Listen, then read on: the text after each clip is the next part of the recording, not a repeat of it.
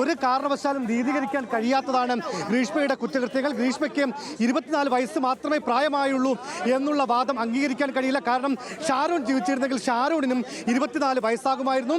ആദ്യം ഷാരോണിനെ കൊലപ്പെടുത്താൻ വേണ്ടി ഗ്രീഷ്മ ശ്രമിച്ചു, അത് നടന്നില്ല. ജീവപര്യന്തം തടവ് കിട്ടാവുന്ന ശിക്ഷ ആദ്യം ചെയ്തു, അത് നടന്നില്ല.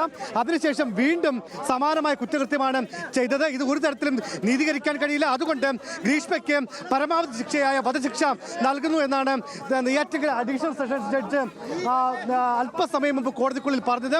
വളരെ കൃത്യമായി ഓരോ കാര്യങ്ങളും എണ്ണി പറഞ്ഞുകൊണ്ട്, അതായത് ശാരീരിക ബന്ധത്തിൽ ഏർപ്പെടാം എന്ന് പ്രലോഭിപ്പിച്ചുകൊണ്ടാണ് ഷാരോണിനെ വീട്ടിലേക്ക് വിളിച്ചു വരുത്തിയത്.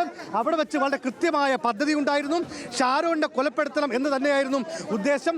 ഈ സ്നേഹിക്കുന്ന ഒരാളെ പോലും വിശ്വസിക്കാൻ കൊള്ളില്ല എന്നൊരു സന്ദേശമാണ് ഗ്രീഷ്മയുടെ കൃത്യത്തിലൂടെ സമൂഹത്തിലേക്ക് വന്നത്. അതുകൊണ്ട് തന്നെ ഈ കോടതി പരമാവധി ശിക്ഷ ഈ പ്രതിക്ക് നൽകാൻ നിർബന്ധിതനാകുന്നു, ഇമ്പോസ് ടു എന്ന് പറഞ്ഞുകൊണ്ടാണ് കോടതി വിധിപ്രസ്താവം വായിച്ചത്.